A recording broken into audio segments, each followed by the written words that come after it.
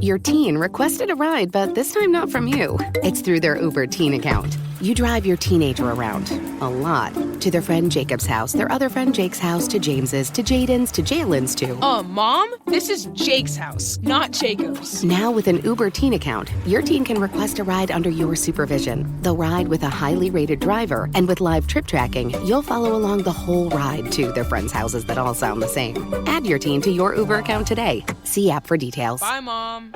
My dad works in B2B marketing. He came by my school for career day and said he was a big ROAS man. Then he told everyone how much he loved calculating his return on ad spend. My friends still laugh at me to this day. Not everyone gets B2B, but with LinkedIn, you'll be able to reach people who do. Get a $100 credit on your next ad campaign. Go to linkedin.com/results to claim your credit. That's linkedin.com/results. Terms and conditions apply. LinkedIn, the place to be, to be. Hey guys, welcome to this week's podcast episode. And today's talk is all about money, finances, economy. With that, I have guest Jonathan Baird. He's an expert in this area coming out of Canada, and I'm really happy to have him on the show to share his wisdom experience. So Jonathan, welcome. Thanks very much. I'm pleased to be here. Yeah, I know just really briefly talk about your experience and then how you help clients. I've got a long experience as a money manager, mostly mutual funds. I've been fortunate enough to win a couple of awards, and I've managed a number of number one ranked funds that had not only a North American, but an international mandate. And more recently, for the past 7 years, I've been writing a monthly publication called the Global Investment Letter, which I'm happy to say has really grown and has subscribers in all the continents now, except, of course, for Antarctica. And what's interesting in writing the Global Investment Letter, because of its mandate of being global and having a sense of financial history and geopolitics and so on, is a somewhat unique situation we find ourselves in today. I think the geopolitical and economic situation that we're in today is probably the most tenuous since the end of World War II. Yeah, it's really interesting that you said that, because you're talking about, you're based in Canada, and I feel it here. I feel it most pronounced here. Talk about, is this a worldwide phenomenon, or is this just a U.S. phenomenon? Or talk about, what are your thoughts? By no means is it just a U.S. phenomenon. The problems that we face in terms of debt levels, that's something that all developed countries share. All so-called Western countries have issues with high amounts of debt. The geopolitical scene is something that, once again, all countries, particularly Western countries, have to consider and have to contend with in terms of issues with Russia and China, and obviously the war in Ukraine and the larger implications of that and so on. The Middle East with its potential effects on the price of oil, not to mention the humanitarian aspects as well.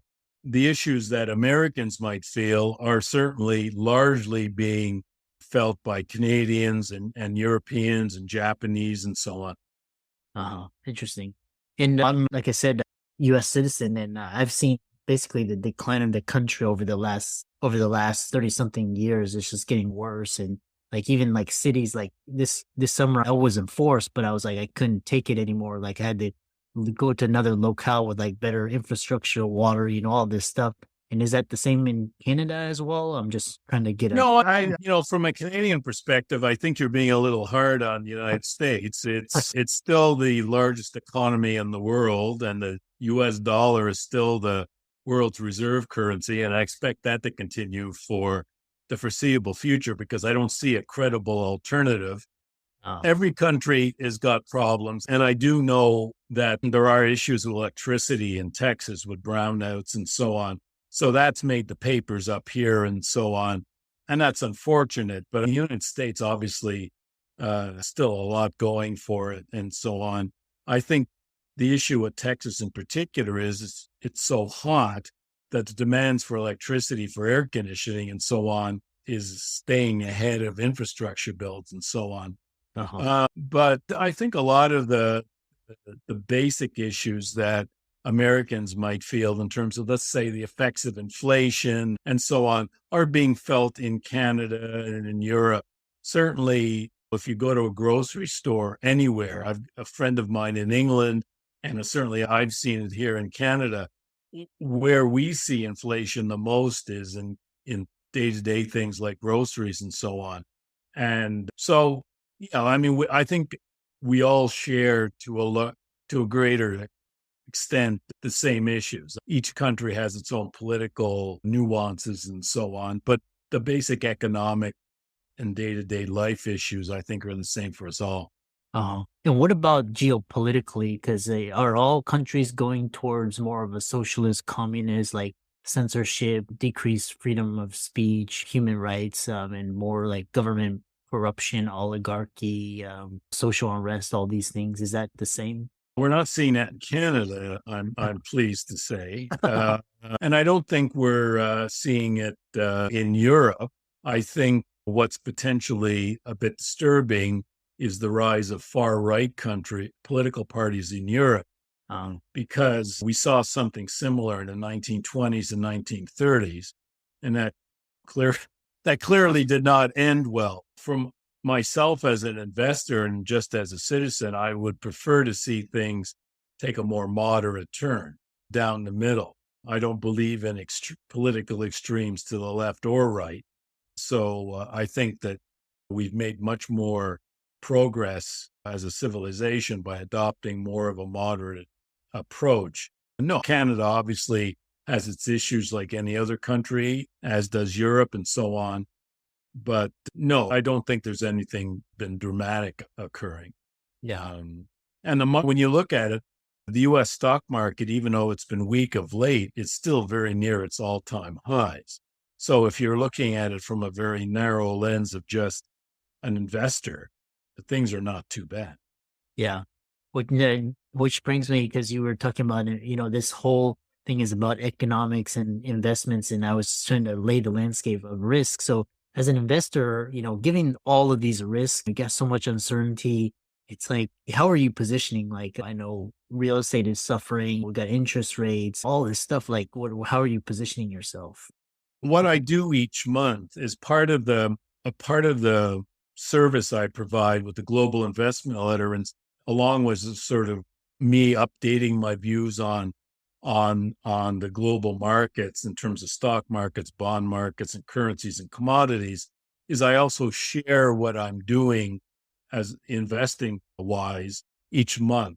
And I talk about why I've taken a position.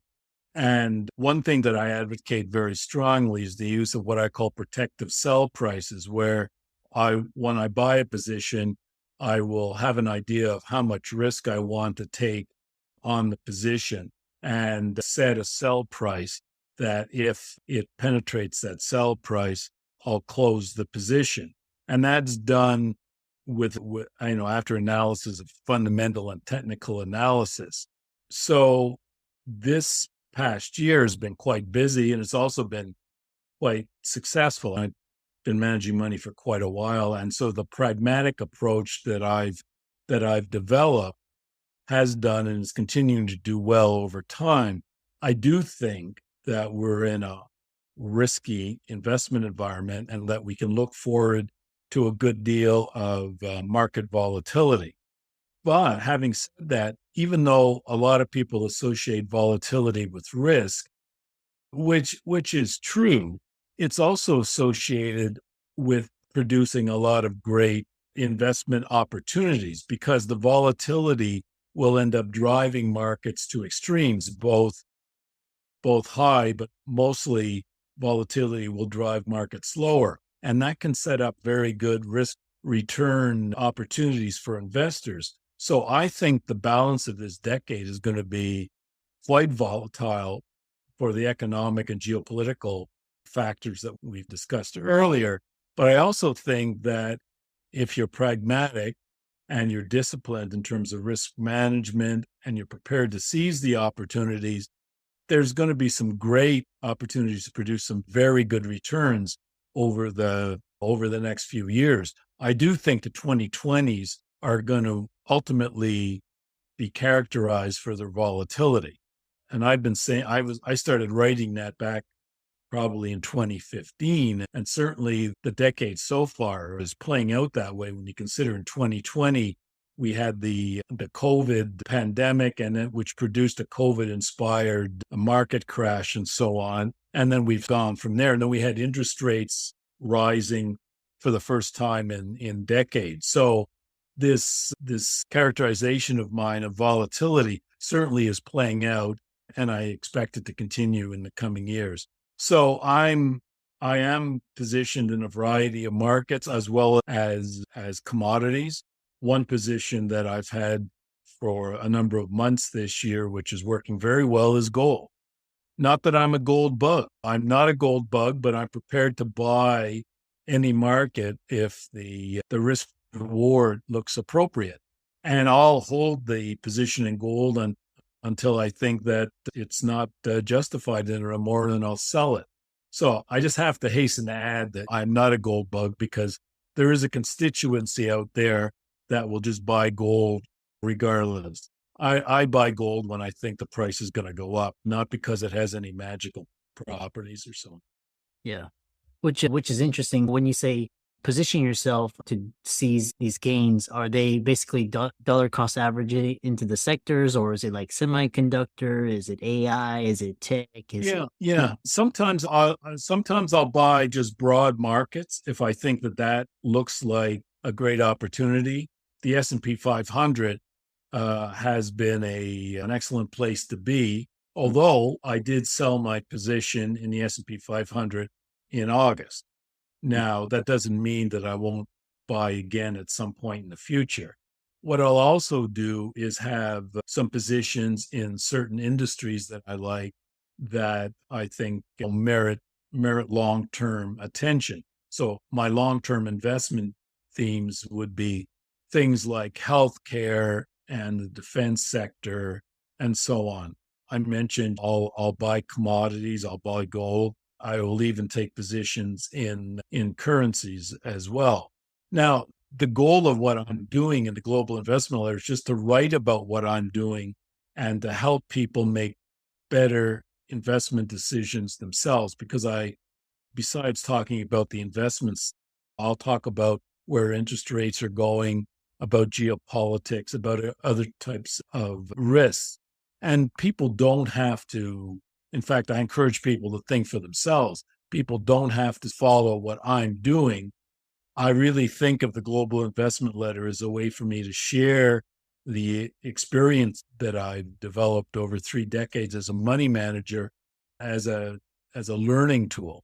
And I find the investment business, the process of investment, so intellectually challenging that I get so much fun out of trying to figure out what's going on in the world and how to interpret it in terms of an investment standpoint and so on. That kind of enthusiasm and interest, I try and impart as well when I rate the issues. Interesting. What are your thoughts on Bitcoin? Because should you allocate 0, 1, 3, 5%? I don't own any Bitcoin. And the reason I don't own any Bitcoin is ultimately there's nothing there. It's a ledger in a computer. It's a electrons on a computer chip or in a computer memory. There's no tangible asset there. It's only worth what people are prepared to pay for it. I've got a bit of now it could be a function of my age or experience, but I have a problem with the notion of buying that. Now, if people want to do that, good luck to them and so on. I'm not knocking anybody for buying Bitcoin. It's certainly gone up a lot. But one of the things that I try and do is try and invest in things that I understand. And I don't really understand Bitcoin. I don't understand non-fungible tokens. I probably wouldn't have understood tulip bulbs centuries ago when that was a mania.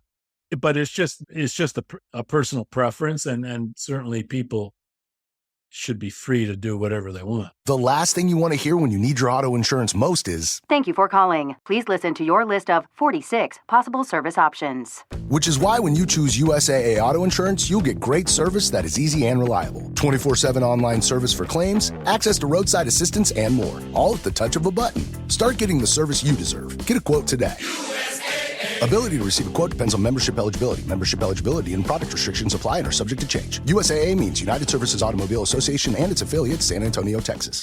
How do stop losses work on Kraken? Let's say I have a birthday party on Wednesday night, but an important meeting Thursday morning. So Sensible Me pre-books a taxi for 10 p.m. with alerts. Voila! I won't be getting carried away and staying out till 2. That's stop loss orders on Kraken, an easy way to plan ahead. Go to kraken.com and see what crypto can be. Not investment advice. Crypto trading involves risk of loss. Cryptocurrency services are provided to U.S. and U.S. territory customers by Baird Interactive Inc., PWI, DBA Kraken. View PWI's disclosures at kraken.com/legal/disclosures. Yeah. I was asking because you had mentioned gold, and now everybody's saying like this is the new form of digital gold in Argentina and El Salvador, and and also companies putting Bitcoin on the balance sheet. So it just looks like is it legit? Is it still early? But that's why I ask everybody. It's just, Yes. I want to get. No, I understand that. And certainly it's a thing, but I just don't. It's just not for me. I wish I could get my head around it, but at the end of the day, it's not real. It's not backed by it. It's not. At least the U.S. dollar is backed by the U.S. government or the British pound, or notionally you've got the credit of the United States or Britain or any other currency. There's just nothing behind it. But once again, I think people should do whatever they're comfortable with. Yeah. Yeah, it's basically what the consensus is. What do people flock to in times of stress, or what people flock to for store of value, or how do they transact as like currency? The rich buy art and things. In the past, it was seashells and also salt. Salt became commoditized, valuable. So anything ultimately can be used as money as long as somebody sees some value in it. So whether it's gold or silver, like you said, at one point salt was, because it wasn't as plentiful as it is now. So no, you're absolutely right. Bearing that in mind, because we have a choice of what we want to invest in, I don't feel compelled to invest in Bitcoin or, like I said, I have a position in gold right now. A month from now, circumstances may change and I may change, my mind on it. Yeah. What are your thoughts on because you mentioned oil and wars, and a lot of countries are now, because of the sanctions against like China and Russia, a lot of countries see that and they're like, holding dollars is risky, or putting it in a U.S. bank is risky because it can get confiscated. So what do you see the status of the dollar as the world's reserve currency? I'm just curious to hear your thoughts. Right now, I don't see any reason why it won't continue to be the world's reserve currency. The United States is the largest economy in the world. It's got the largest military. Geographically, it's in a safe place. It's got a couple of oceans on either side. It's got a very friendly neighbor to the north. And in a lot of ways, it's a very lucky country. And I don't see any really compelling alternative to the US dollar in terms of a alternative currency that one might use. The US dollar has been weak over the last couple of months and so on. I think one of the reasons for that, in fact, I'm sure one of the reasons for that, is the view of consensus opinion that the Fed is going to very aggressively lower interest rates.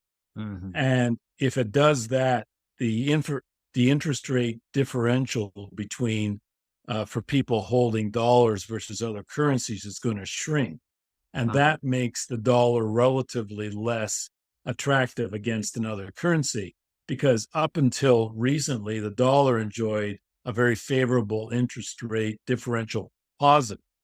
It's still positive, but it's going to be decreasing in size, which is going to put downward pressure on the US dollar. So I think that is playing a large role in why the dollar's been weak over the last couple of months.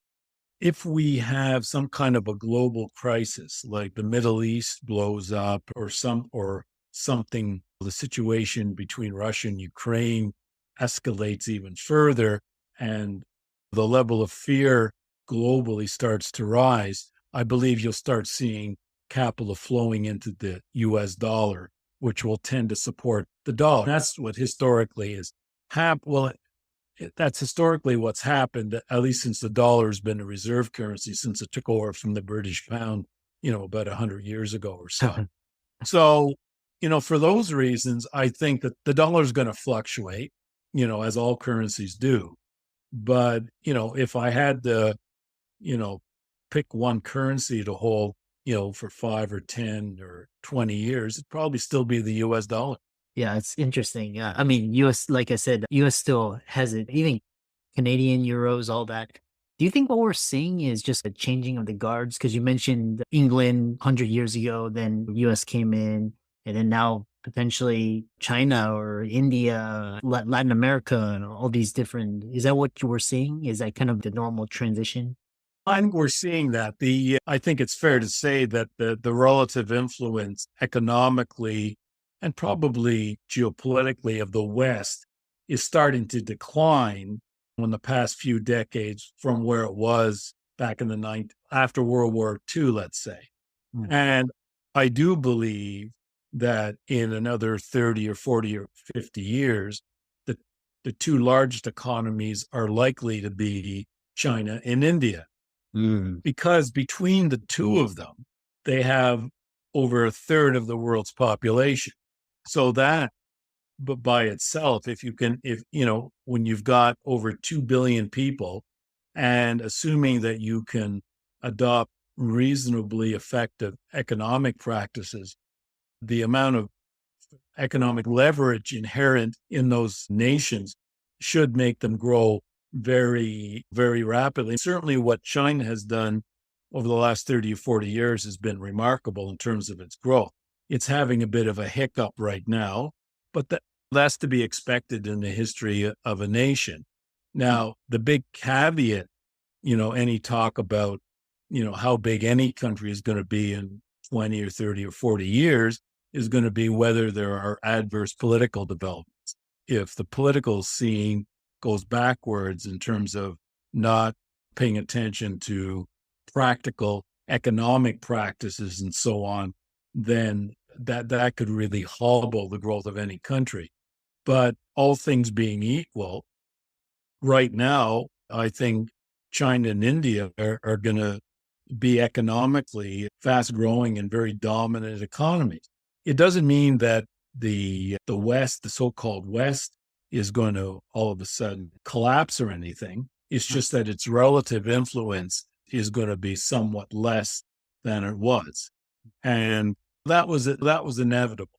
Back 2,000 years ago, ancient Rome was basically controlled most of the known world when things changed. China back centuries ago was a dominant economic power for many years, many centuries. And then it had obviously problems that obviously it's been resolving.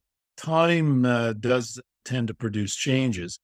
Yeah, I think emerging markets like India is a favorite of mine.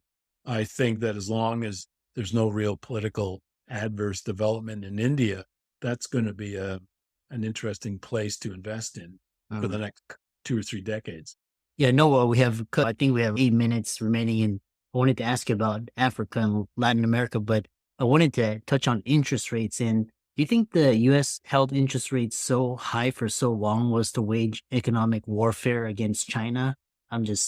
My thinking was like all the data, now these economic reports and everything, and then we don't even know if he's most likely going to cut in a week or so. But my thinking was like, you're doing this to basically harm the currency of your opposing country. Is that in line? Or? No, I don't think that's the case.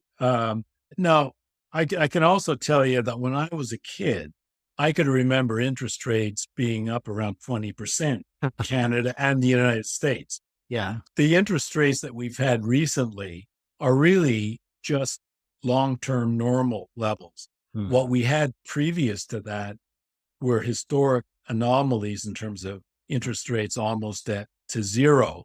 And in fact, in some countries, they were negative. So no, I don't think that's the case. I think what happened was that the Fed rose rates in response to inflation. It also, I think, saw the appearance of inflation as an opportunity to try and get rates back to more normal levels. Because the period of time that we've had with ultra low interest rates, it tends to distort and warp the economy because it allocates capital in inefficient ways and creates bubbles. So the Fed raised rates, I think, in response to inflation and also as a means to try and get rates to a more normal level for the state of the general economy. They're attempting to finesse the economy now by everyone expects, and it looks like it's going to happen, they're going to cut rates later this month because they see evidence of a slowdown and a recession coming. So they're attempting to finesse a soft landing. We're going to see lower rates in the short term. I don't know how much lower rates will go over the next year. Consensus opinion is that they're going to drop like a stone over the next 12 months. I'm going to be very careful and watch how that goes because a lot will depend on how inflation reacts to lowering rates and so on. And one of the things that the Fed is aware of is the lessons of the 1970s when we had this terrible decade of inflation. And one of the mistakes the Fed did at that time was to raise rates, then cut them prematurely, which allowed inflation to just soar. And they did that a couple of times before Paul Volcker ended up deciding he was going to take on inflation once and for all and rose rates up to circa 20%, which was the peak of interest rates for the next 4 decades. So no, to me, the interest rates that we've had recently, they're normal interest rates. What we had before was abnormal, but they're coming down now. Well, I guess I'm not as aggressive in terms of what I expect them to come down to as consensus opinion. We'll see. How can people find you? And I know you mentioned your newsletter and sign up for your newsletter. Yeah. There's a website and it's globalinvestmentletter.com. And for people that would like to see some sample issues, there are a bunch of free sample issues up there. All I ask is that you leave your name and your email address. And then what you'll also get by leaving your name and an email address is I do a weekly market commentary every Tuesday, comes out Tuesdays afternoons at about 2:00. And you'll also start receiving that. Now, for people that don't want to receive the weekly investment commentary, they can unsubscribe at any time. But the Global Investment Letter, I've been happy to say has had some very good results. I think for people that are interested in looking at the world of investing, I think it offers a lot of value. And my approach to whether it's the Global Investment Letter or any type of knowledge or learning, particularly with investing, is if I get one good idea about reading a book on investing or reading a newsletter, if I get one good idea, that's probably worth many times the price of the subscription or the book or whatever. And that's the approach that I've always adopted myself as a money manager. And it's what I encourage people to think of as well when they're looking for investment information and opinion and so on. Interesting. Yeah, I love talking in a really interesting conversation. We know there are so many other questions, but thanks so much. And for the audience, be sure to check out Jonathan's resources. Will be in the show notes and his socials. And thanks so much for coming on. It was my pleasure. Thanks very much.